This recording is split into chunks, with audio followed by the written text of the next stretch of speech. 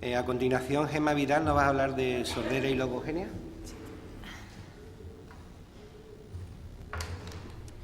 Buenos días. Lo primero, disculpad mi voz, por si no me oís muy bien. Ha sido un fallo técnico de antes de ayer. Yo vengo de Badajoz y os voy a presentar mi trabajo fin de máster, el máster de Ciencias Sociales y Jurídicas, que hice hace 4 años y que me lo dirigió la doctora Inmaculada Sánchez Casado, que iba a venir conmigo, pero que hoy al final no ha podido asistir. Bueno, mi intención es hacer un poco una primera parte, la justificación de por qué nació este trabajo, la fundamentación teórica, la fundación empírica y finalmente las conclusiones que llegamos. Todos sabemos que existe el déficit auditivo, conlleva en algunos casos con dificultades en la comprensión lectora y a nivel de sintaxis. Normalmente las personas sordas adultas son mucho más participativas en actividades que quieren desarrollarse, quieren aprender, mejorar su comprensión lectora, quieren volver otra vez a acceder al mundo de la escritura y de la comprensión lectora, e entendimos que logogenia es una intervención que para ellos podía ser muy válida. Bueno, sabemos, no me voy a enrollar en las dificultades lingüísticas de las que partimos.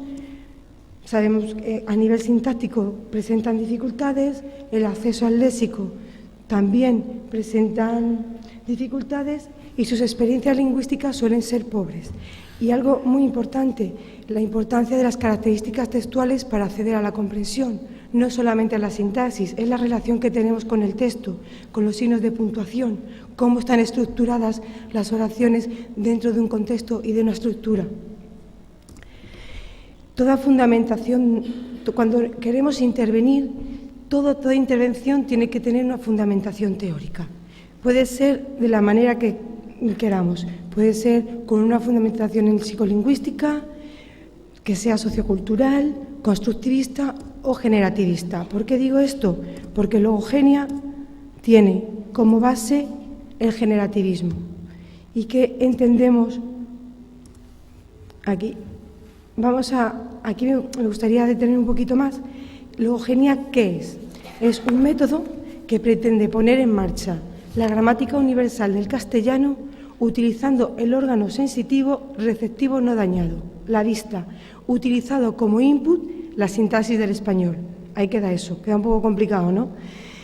¿Qué es lo que se plantea? El generativismo dice que el lenguaje es algo innato, que todos tenemos la capacidad de desarrollar lenguaje. Está en nuestro cerebro. Un niño oyente lo hace de forma natural, está constantemente siendo bombardeado con informaciones lingüísticas. ¿Qué le ocurre a un niño sordo? Eso no lo puede tener, pero tenemos que buscar, siempre, si queremos que acceda al castellano, una herramienta que desarrolle la sintaxis del castellano, por una vía que no puede ser la auditiva, tiene que ser la vía visual, pero no podemos utilizar la lengua de signos. La lengua de signos tiene una estructura, tiene unas características propias, es una lengua propia. Queremos desarrollar el castellano. ¿Cómo lo tenemos que hacer? A través de la lectura y la escritura. Logogenia no es un sistema de comunicación, da igual que la persona sorda se comunique con lengua oral o con lengua de signos, es totalmente independiente. Lo que se trabaja por y desde es la escritura. Esto no me lo he inventado yo, hubiera sido una persona muy lista. Esto lo dijo Radelli, que es la inventora del método, en el año 2000. ¿Cuáles son los objetivos de logogenia? Primero, que niños, jóvenes y adultos con pérdida auditiva, mediante el texto escrito, pongan en funcionamiento el lenguaje innato. Activar la competencia lingüística mediante la comprensión lectora. Logogenia no busca comprender. Yo siempre digo que la comprensión es un daño colateral. Lo que busca es la competencia lingüística. ¿Qué entendemos por competencia lingüística? Que pueda utilizar el castellano, todas sus estructuras sintácticas, en cualquier momento y de cualquier forma. Eso es lo que entendemos por competencia lingüística. y utilizar única y exclusivamente como input oraciones y pequeños textos. Es decir, al niño en la sesión, 45 minutos de sesión, está constantemente recibiendo sintaxis, constantemente, por escrito. Y algo muy importante, nunca en la sesión se termina sin que el niño comprenda nada. Siempre tiene que haber comprensión en el proceso. Y es siempre feedback, siempre hay un feedback entre la logogenista y el niño, o adulto, en este caso adulto, que era con lo que se ha hecho el trabajo, la investigación. ¿Qué dice Bruna? Bruna dice, el niño necesita informaciones revueltas y simultáneas, tal y como son las que tiene un niño oyente. Hacer un programa secuencial y bien estructurado surtiría el mismo efecto que tendríamos si las mamás se les ocurriera hablarle al niño seleccionando las oraciones en función de un programa rígido y establecido de antemano.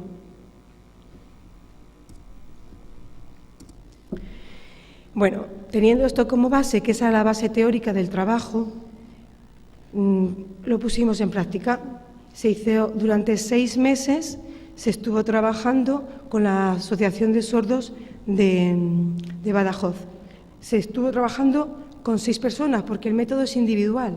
Entonces es muy complicado, es difícil que el método pueda llegar a un número grande de personas, ¿no? Los objetivos del estudio fueron analizar si la aplicación de logogenia en personas adultas con déficit auditivo prelocutivo en pequeños textos, ¿cómo funcionan? ¿Cómo funcionan esas personas cuando se enfrentan a la sintaxis? ¿Cómo funcionan cuando se enfrentan a pequeños textos, ¿no? Y evalúa los resultados. O sea, ya hemos hecho la intervención y evaluamos los resultados de la utilización de logogenia con adultos que presentaban déficit auditivo con dificultades en la comprensión lectora de oraciones simples y complejas, siempre hablando del castellano, ¿vale? Las hipótesis de estudio fueron 2. Una, que existe una diferencia significativa entre el pretest y el posttest, una vez aplicado el método, y que logogenia sí favorece un desarrollo de comprensión en estructuras sintácticas y de pequeños textos en castellano. Esa era nuestra idea que queríamos defender y comprobar si lo conseguimos o no. 6 meses es poco tiempo, ¿eh?